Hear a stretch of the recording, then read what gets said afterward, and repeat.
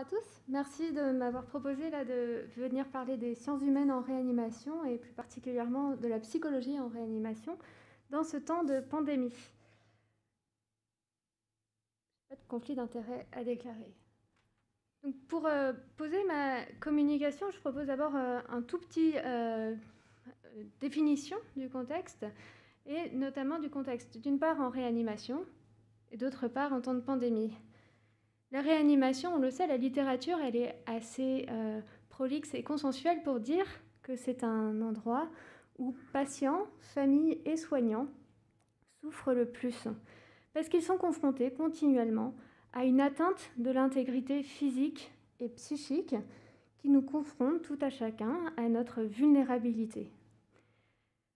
C'est donc un endroit où il y a une expression psychique forte, et parmi les symptômes qui la traduisent, il y a des symptômes de dépression, d'anxiété, de stress post-traumatique et encore de burn-out. Et il y a donc beaucoup d'études qui l'ont montré, notamment les recherches Famille Réa.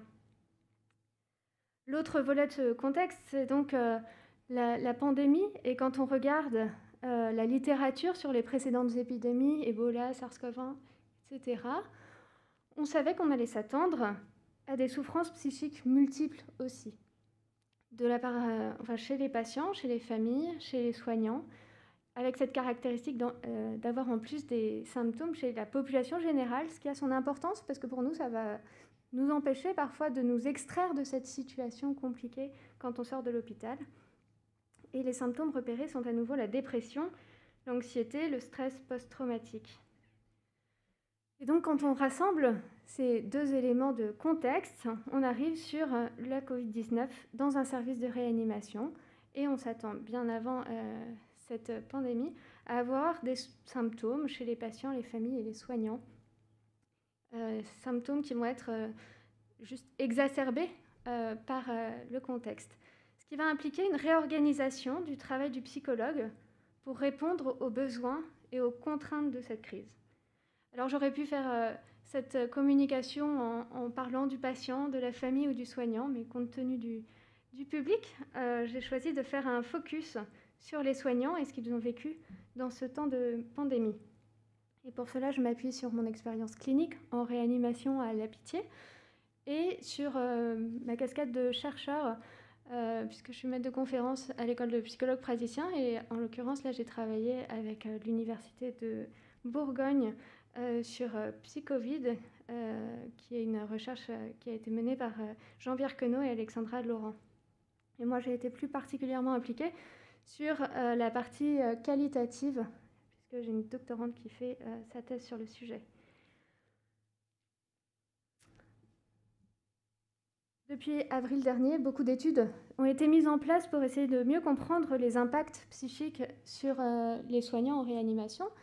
Et Azoulay a montré qu'après la première vague, les soignants travaillant en réanimation avaient développé pour 50% d'entre eux de l'anxiété, pour 30% d'entre eux de la dépression, et encore pour près d'un tiers d'entre eux, une dissociation péritraumatique, ce qui montre bien qu'à un moment donné, les ressources psychiques des soignants de réanimation ont été débordées, en tout cas pour un tiers d'entre eux.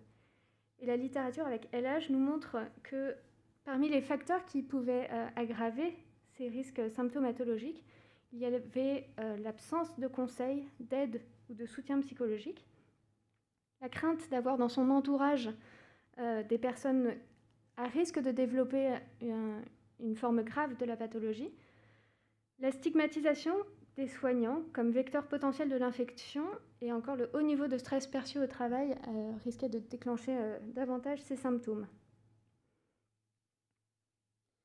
Parmi les caractéristiques de cette crise, il y a eu au tout début donc cette inconnue de la maladie avec juste ce constat de la rapidité de cette diffusion, des connaissances incertaines donc la concernant et l'observation que ça allait déclencher une maladie sévère pour beaucoup de personnes dans la population, d'abord les personnes âgées et sur la troisième vague, on a vu quand même davantage de jeunes, ce qui bouscule les soignants dans leur sécurité, leurs besoins de sécurité. Il y a eu aussi les facteurs organisationnels qui nous ont confrontés à nos limites. Et parmi ces facteurs organisationnels, eh bien, on a été confrontés à cette vague. On a vu, c'était mercredi, une cinétique de la pandémie qui était variable suivant les régions et qui donc nous confrontait à des lits parfois manquants, des respirateurs pas assez nombreux, voilà, qui confrontent, qui nous testent, qui nous confrontent à un sentiment d'impuissance qui nous protège habituellement. Et là, ce matin, j'assistais à une autre intervention qui nous rappelait aussi l'infodémie, qui nous empêche de sortir, de nous extraire à nouveau de ce contexte de pandémie, qui a été particulièrement anxiogène, avec ce décompte journalier des nombres d'infections, du nombre de morts en réanimation, à l'hôpital.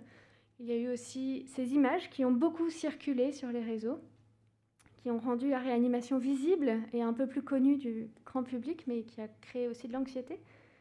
Et puis, il y a eu ce vocabulaire qui alourdit encore notre vécu. On parle des soignants au front, en première ligne, de la guerre contre le virus. Moi, je vous propose aussi de considérer cette crise en 2 dimensions. Parce que les psys, on travaille beaucoup dans l'ici et maintenant. Donc l'ici, cette question d'espace. Cette crise, elle a été une question de territoire. À un niveau micro, dans les hôpitaux, il y a eu des services qui sont devenus Covid+, d'autres services Covid-neg, qu'on a rapidement assimilés à des services sales et les services propres. Dans le service sale, des SAS ont émergé, des circulations de patients, des ascenseurs dédiés, et tout un tas de protocoles visant à nous protéger pour s'habiller et se déshabiller. Et les soignants qui rentrent dans ces zones sales et qui ont eux-mêmes l'impression parfois d'être souillés et qui racontaient comme ils avaient besoin de se changer avant de rentrer chez eux. Et puis il y a les zones propres, donc, qui ont été absolument essentielles pour nous permettre de dédier certaines réas à la crise, qui ont été aussi confrontés dans leur capacité parce qu'ils ont accueilli des patients qui n'avaient pas forcément l'habitude de prendre en charge et qui étaient un peu moins mis en avant dans cette crise puisqu'ils n'étaient pas Covid. Et eux, ils restaient à la porte de la réa sale. Et puis il y avait ces soignants aussi qui passaient la porte, notamment les psychologues. On pouvait aller en réa Covid+, et puis aller dans d'autres services, avec toujours cette crainte de rendre cette frontière qui était censée être très étanche, poreuse à cause de nous. Et une infirmière nous racontait comme c'était stressant pour elle ce risque de faire une faute d'hygiène et du coup d'être vecteur. À un niveau un peu plus macro, il y a eu les zones rouges et les zones vertes, on en a entendu parler. L'étude Psychovid montre que, quelle que soit la zone dans laquelle on travaille, les soignants ont été soumis à plus de stress perçu et ils ont une souffrance psychique plus importante. Néanmoins, ceux travaillant en zone rouge ont un score significativement plus élevé pour les 2 facteurs. Et il y a ces zones vertes qui n'ont quand même pas été épargnées, qui ont observé la vague se déferler sur les zones rouges, qui se sont donc préparées, qui se sont éventuellement transformées, qui ont eu cette angoisse de l'attente, on en parlait hier, l'angoisse signal, qui nous permet de nous préparer. Et puis soit ils se transforment, alors ils passent dans l'agir, ça contient l'angoisse et ça la fait baisser, soit ils ne se transforment pas, et donc ils assistent comme ça un peu impuissants, un peu démunis à voir leurs collègues très très mis à mal sans pouvoir apporter leurs compétences pour les aider. Dans la temporalité, je parle de vagues, d'intervagues, j'ai rajouté les contre-vagues. La première vague, elle est marquée par l'inédit de la situation qui nous a permis de nous mobiliser, de rassembler nos compétences. Elle est vécue de façon un peu ambivalente, parce qu'il y a cet inédit donc, qui nous stimule, mais il y a aussi cette crainte, on ne sait pas à quoi s'attendre.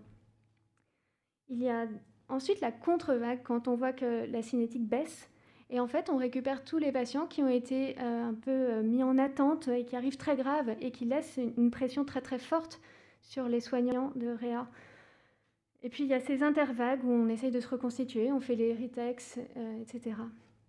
C'est donc un lit de souffrance au travail important, en sachant quand même que cette crise s'est inscrite dans un contexte où l'hôpital était déjà quand même bien mis à mal, avec du stress chronique déjà installé, sur lequel est arrivé donc du stress aigu, Et au fil des vagues, ce stress aigu est devenu lui-même chronique, donc mettant une pression importante. Alors, on peut parler de beaucoup de facteurs de risque, mais l'important, c'est aussi de voir quelles sont les ressources et qu'est-ce que les psychologues ont pu mettre en place dans ces moments-là. Un des premiers dispositifs mis en place, ça a été les permanences téléphoniques et les cellules de soutien psychologique. On est au moment de la première vague, et parfois ça a pu être mis en place à long terme. Et là, je remarque que ces permanences téléphoniques ont été quand même peu utilisées par les soignants, et ils proposent comme explication à cela, ça arrive pendant la première vague. Cette première vague, je vous rappelle, c'est le moment où il y a l'inédit de la situation qui nous stimule, qui nous permet de nous mobiliser à fond, et on est dans l'agir.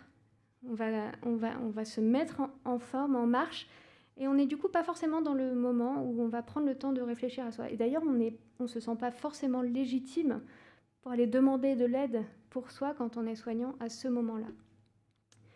Du coup, rapidement, on a mis en place, pour venir étayer ce dispositif, des équipes mobiles de psychologues, quand il n'y avait pas de psychologue déjà sur place dans le service.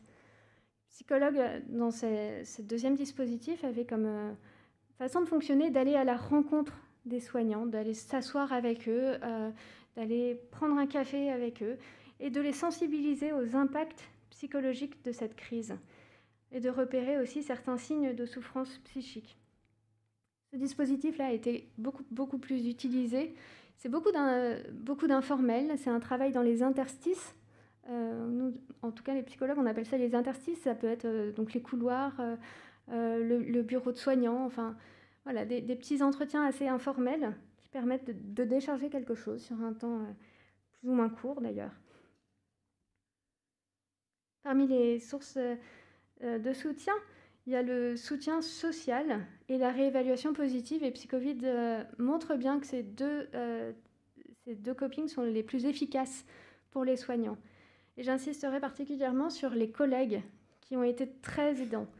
L'équipe est une ressource essentielle dans ce temps de crise.